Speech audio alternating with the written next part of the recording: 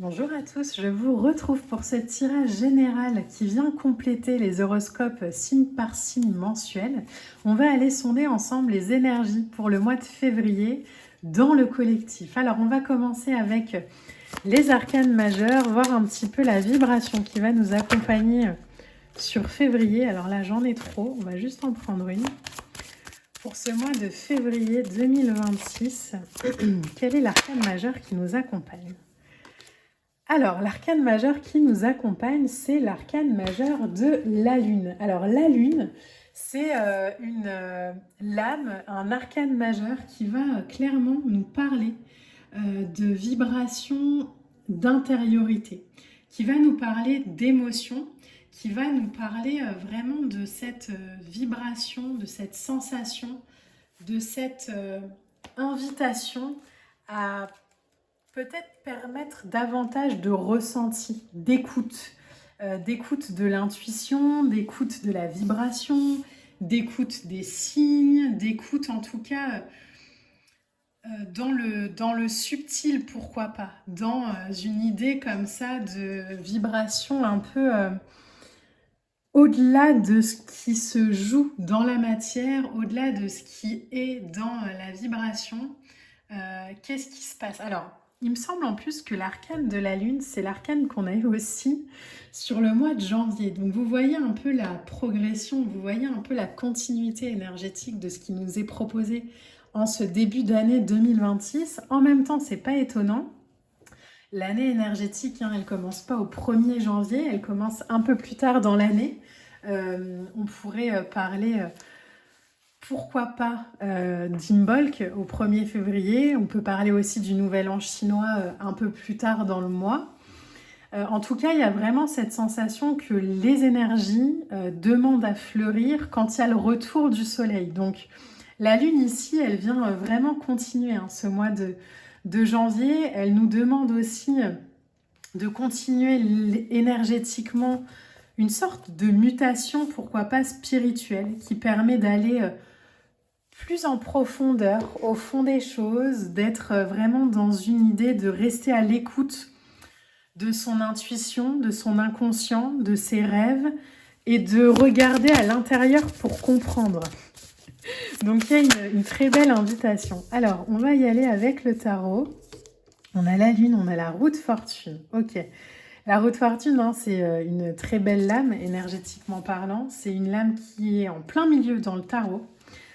Des arcanes majeures, elle nous parle de changement, elle nous parle d'accompagner le changement. Et vous voyez, on accompagne le changement à partir de l'intériorité. Donc il y a une sorte de libération comme ça, de programmation, où on n'est plus dans des schémas répétitifs, où on n'est plus dans il faut que je fasse, ou il faut que je... Non, c'est juste je m'autorise à être dans le présent pour débloquer ce qui doit l'être et pour avancer. On a un 7 de pentacles qui nous parle de pause, de mutation nécessaire pour réfléchir. Et on a le 8 d'épée qui nous parle... Alors justement, est-ce que cette pause nécessaire pour réfléchir, elle ne nous demande pas en février de voir ce que je nourris vraiment? Le 8 d'épée, c'est une énergie qui nous parle évidemment du mental. Les épées dans le tarot parlent de mental, mais elles nous parlent surtout de pensées limitantes. Elle nous parle de fausses croyances. Elle nous parle de j'ai la sensation que je perds mon pouvoir, d'emprisonnement, de je m'impose des barrières et des limites, je m'auto-censure. Ça pourrait être très bien, par exemple, dans la sphère sentimentale, je me sens coincée. Dans la sphère du travail, ça pourrait être je me sens exclue. Dans le financier, ça pourrait être je sens que c'est pas le bon moment, je dois prendre des décisions. C'est très mental. Le conseil avec un 8 d'épée, c'est d'y mettre plus d'émotion et moins d'intellect, de modifier son état d'esprit. Donc vous voyez, là le 7 de pentacle joue clairement son rôle. Avec le 8 d'épée, c'est vraiment cette sensation, en fait, je nourris quoi? Est-ce que ce que je regarde pousser, c'est mes inquiétudes, mes blessures et mes peurs? Ou est-ce qu'aujourd'hui, quand je regarde en arrière, quand je regarde ma façon de fonctionner, ça me demande de changer de plan, ça me demande de changer de manière de faire. Ça me demande peut-être, alors de manière très concrète, un 7 de pentacle, ça peut être je me forme à quelque chose de nouveau, ça peut être j'apprends à faire différemment, je choisis ce que je nourris. Parce que j'ai la sensation qu'il y a pas mal de compréhension. Alors là, le 3DP, le 9DP, on repart dans du mental. J'ai pas la sensation que c'est lié à des expériences qu'on va vivre, j'ai plus la sensation que c'est lié à des prises de conscience qu'on a. Mais en fait, je me rends compte que je vis beaucoup par rapport à mes blessures. En fait, je me rends compte que je vis beaucoup par rapport à mon anxiété, par rapport à mes peurs. Peut-être que j'ai la sensation que j'ai envie de construire une relation amoureuse saine, et en fait, dès que l'autre parle, bah, j'attaque ou je me défends. Est-ce que je peux aussi prendre conscience de ce que je crée? Est-ce que je peux prendre conscience dans la matière que ce qui m'arrive, c'est pas du hasard, mais c'est vraiment de la création? Est-ce que je peux me rendre compte que je crée moi-même mes propres angoisses? Pas parce que je suis maso, mais parce que je crée beaucoup par rapport à mes blessures, à mes limitations. Le 3DP, c'est une des lames hein, qui peut nous parler de peine du cœur. Donc elle nous parle aussi, le 3DP, de la douleur qui permet d'apprendre. On n'apprend pas dans du dénigrement de soi. Ça, c'est la grande leçon du 3DP. On n'apprend pas quand on se juge. L'espèce de no pain, no gain, il faut que je souffre pour comprendre. C'est vraiment une sorte de compréhension psychologique à l'ancienne qui nous sert aujourd'hui plus de tremplin vers un meilleur futur. Le 3DP ici, au-delà du no pain, no gain à l'ancienne, c'est vraiment je choisis où je mets ma pensée, où je mets mon énergie pour traverser une situation. Est-ce que je peux être conscient de ma manière d'exprimer les choses, de ma manière d'exprimer ma blessure?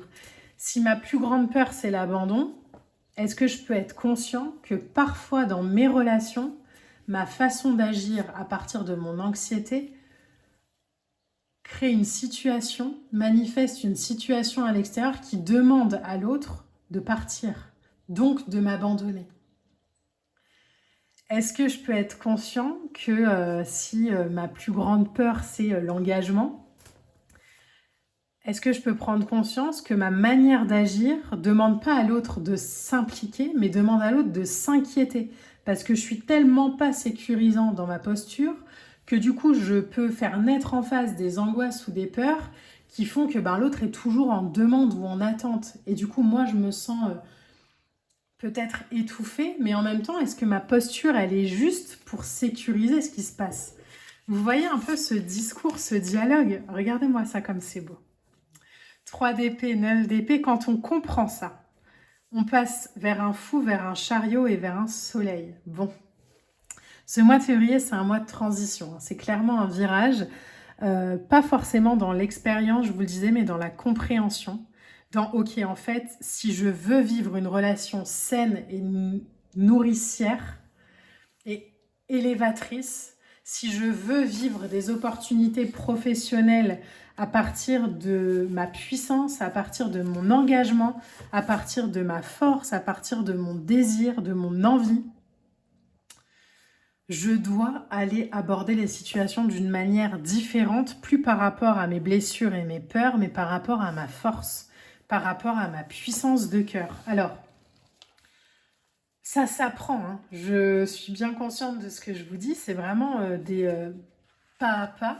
On ne nous demande pas d'arriver fin février en étant totalement transformé, mais par contre, on nous demande en février de créer l'opportunité. Est-ce que je peux m'autoriser à déployer mes capacités créatives?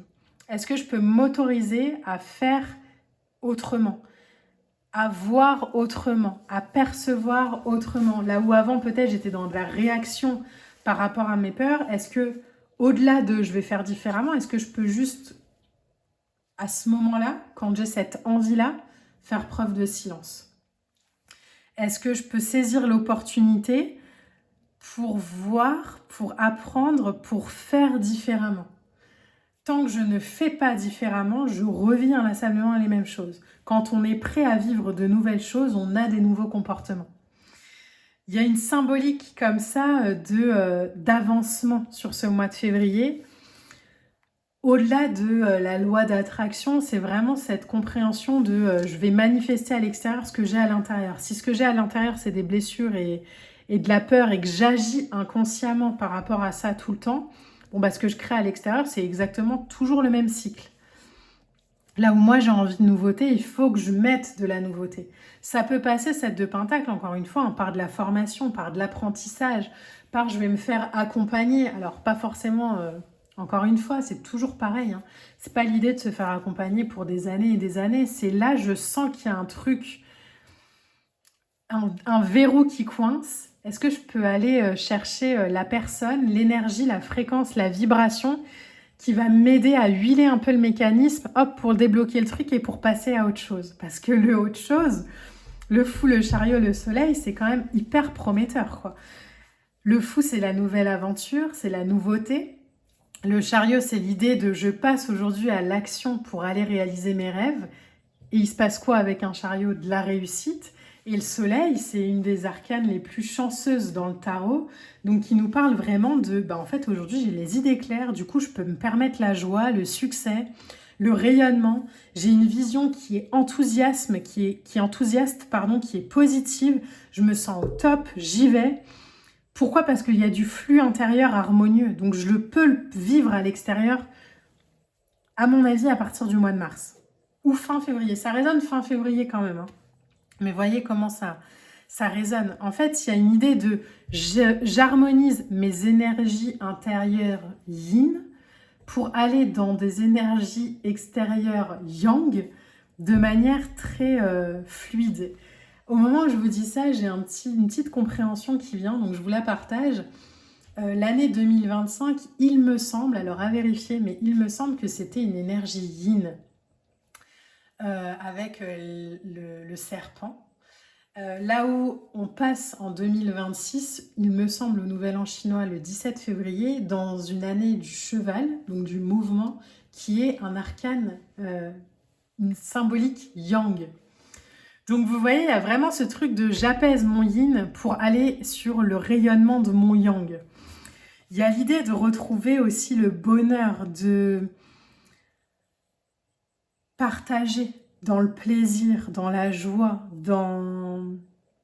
Je fais de mon mieux et je lâche prise en fait. Mais je fais de mon mieux. Je fais plus par rapport à ça.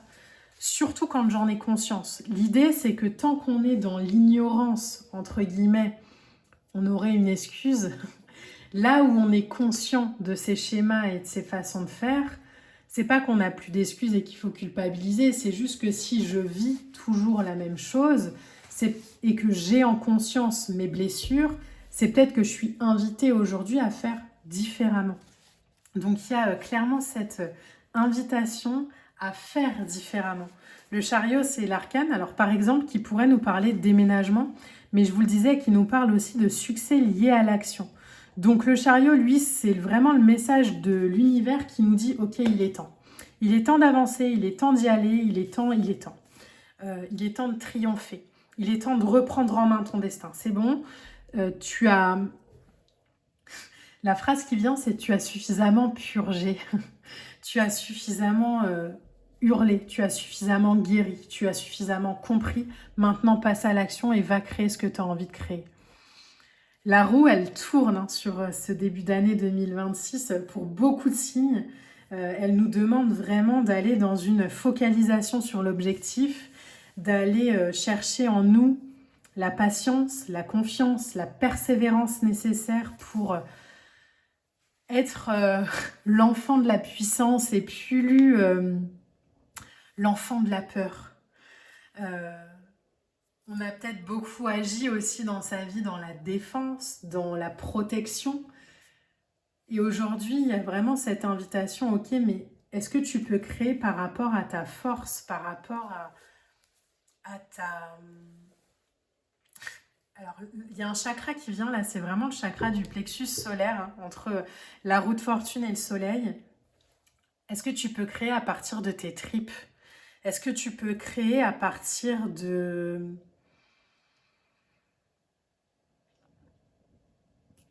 ton pouvoir, de ta capacité à transformer ce qui est en ton pouvoir à l'extérieur? Y a une invitation comme ça à aller vraiment passer dans la matière, ce qui demande à l'être, à faire les mutations, les changements, les, les virages, les tournants nécessaires pour pouvoir avancer, pour pouvoir se lancer, pour pouvoir relancer vraiment la roue, là où elle a peut-être été longtemps grippée, là où elle a été peut-être longtemps à l'arrêt. Je vous montre le dos de deck, on a l'as de coupe, on a un 8 de bâton, on a un 4 de bâton, ouais, bon, c'est magnifique, hein. On a un as de bâton, vous voyez la nouveauté? Et on a le monde, ok, c'est magnifique. Il y a vraiment dans les invitations ici l'idée de je m'aligne sur mon cœur, l'énergie de l'univers s'aligne aussi, ça crée de la réussite, ça crée de la victoire, ça crée de la chance, ça crée de la joie, ça crée du partage. Du coup, as de bâton, je me crée aussi de nouvelles opportunités, je me crée de nouvelles... l'as de bâton, ça part de soi, hein. C'est je suis créateur de mes propres richesses. Et du coup, je clôture un cycle et je me donne naissance à moi-même dans quelque chose de plus aligné, de plus vibrant, avec un 2 de bâton derrière. Et j'ouvre un nouvel espace, j'ouvre une nouvelle vision.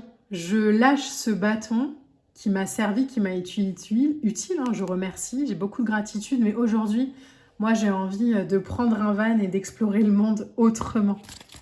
Donc vous voyez, plus vous allez vous aligner comme ça sur l'as de coupe, sur l'opportunité, sur l'avancement, plus vous allez permettre vraiment à la vie d'aligner les énergies qui vont être les plus favorables pour vous, qui vont vous demander d'être dans une fluidité, mais plus dans une adaptabilité par rapport à vos blessures et une réaction par rapport à ce qu'on a toujours fait, mais d'être vraiment dans « ok, les choses, elles s'accélèrent », pour me propulser vers l'avant, plus pour me faire explorer le passé. On va voir avec quelques cartes oracles un peu la vibration pour ce mois de février. Alors, pour le mois de février,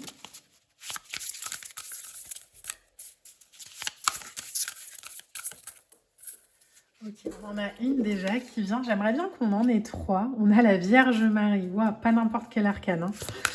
L'archétype de la Vierge Marie. Au moment où je vous parle, j'ai le chakra de la gorge qui gratte un peu. Je le dis souvent pendant mes consultations privées.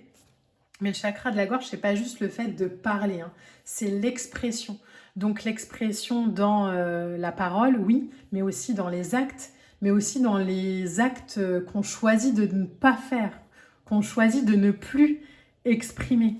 Donc, je sais pas, des trucs un peu comme l'attaque, la fuite, vous voyez, des choses qui sont aujourd'hui beaucoup plus contre-productives que protectrices. Là où avant, c'était peut-être de l'ordre de la protection. Je fuis pour me protéger. Aujourd'hui, c'est je fuis, mais du coup, ça ne crée plus rien. Il y a cette idée vraiment de se montrer aujourd'hui et de faire connaître ses talents, de laisser émerger cette part lumineuse, divine en soi. La Vierge Marie, c'est la rencontre. Alors, je vais vous la mettre ici. Rencontre miraculeuse, expérience divine, ne craignez pas d'être puissant. Bon, pour favoriser l'énergie de la Vierge Marie, hein, il y a pourquoi pas l'idée, alors de manière très concrète, hein, mettre un cierge dans une église. Ça peut aussi être d'allumer des bougies chez soi. Le bleu aussi peut être très important dans l'archétype de la Vierge Marie. Ça peut être vraiment juste en pensée aussi, hein, activer la vibration, l'énergie comme ça. Qu'est-ce qu'on a d'autre? Ok, Vajrayogini, alors je ne connais pas. Transcender la peur. Affronter la peur mène à la témérité. Embrassez votre pouvoir. Bon, la peur, elle est ici. Je pense que le fait de devoir ou d'être invité à agir différemment, même si c'est nourrissant, évidemment que ça peut faire naître des peurs. Si par exemple, j'ai toujours été habituée à me défendre ou à fuir, là, je me rends compte que c'est plus productif pour moi, donc on ne me demande plus de fuir, même si je vois que c'est pas... que ça ne me correspond plus, que cette réaction-là, que cette façon de faire-là ne correspond plus à la personne que je suis, bah, il y a quand même du connu. Donc c'est quand même d'un côté rassurant et sécurisant de faire toujours la même chose, même si ça correspond plus. Donc là, l'idée, c'est vraiment, ok, je vois que j'ai eu cette habitude, je vois que ce n'est plus aligné à ma puissance. Je respire et c'est peut-être là où il y a l'idée de venir huiler le système avec, pourquoi pas, un thérapeute à l'extérieur ou voilà, une vibration comme ça à l'extérieur, une formation, peu importe, pour, ok, mais du coup, si je fais plus comme ça, je fais comment? Eh bien, on va apprendre, on va respirer. Et on a Isis, bon, c'est pas rien, la magie réappropriée. Récupérez votre pouvoir en ce qui vous appartient de droit. 3 arcanes de divinité comme ça, très puissante. Énergie yin, encore une fois, on a quand même Isis et la Vierge Marie. Énergie yin qui nous demande d'être déployés dans leur puissance et plus dans leur sacrifice, pour aller connecter à une vibration yang à l'extérieur, alignée sur la puissance du féminin sacré et plus sur la petitesse, sur l'effacement, sur l'excuse. Je crois que ce tirage de février nous invite vraiment à reprendre notre place dans notre puissance, alors qu'on soit homme ou femme, mais dans notre puissance de féminité, dans notre puissance de féminin sacré, de ressenti, d'intuition. D'écouter davantage l'intuition que ce qui a été toujours fait dans la blessure et la peur. D'écouter davantage, ok, j'ai cette vibration qui vient, je sens que ça me demande de faire différemment, j'ai peut-être un peu peur de faire différemment, mais ça fait quoi si je me permets de faire autrement? Si je sais pas, je vais apprendre, mais je vais plus faire comme je faisais. Donc je vais peut-être, je vous le disais, plus être dans la réaction, mais dans le silence. Pas parce que j'ai envie de disparaître, mais parce que j'apprends à faire différemment. C'est la période idéale, le mois de février pour le faire, c'est encore l'hiver. L'hiver, c'est une vibration d'intériorité, c'est une vibration très yin qui nous envoie, qui nous propulse vers le mois de mars, vers une énergie solaire de printemps, vers une énergie davantage yang. Donc clairement, là, on est dans une espèce de... Ok, je vois que je peux plus faire comme je faisais avant. Je vois que je sais peut-être pas encore comment réagir, aligné à ce que je suis vraiment. Je vais me laisser ce mois de février pour m'observer, pour m'accompagner, pour me permettre, pour m'autoriser à transcender ces peurs-là, à embrasser mon pouvoir et à ne plus craindre ma puissance, mais à récupérer vraiment mon pouvoir et à apprendre à m'en servir. Donc c'est un très très beau tirage pour ce mois de février. J'espère vraiment qu'il pourra vous accompagner au mieux. N'hésitez pas, comme d'habitude, à commenter, à liker, à partager. C'est toujours très important pour les créateurs de contenu. N'oubliez pas, alors je me permets de vous le rappeler, mais ce sont des vidéos qui sont gratuites, ou que ce soit moi ou les autres qui vous les proposent sur les réseaux sociaux. C'est vraiment des dons, des cadeaux. Le cadeau que vous pouvez nous faire, c'est de liker, de commenter, de partager. Ça permet vraiment d'avoir un retour aussi sur le travail et sur la vibration qu'on propose. On est vraiment ici sur une chaîne de spiritualité, de donner et recevoir.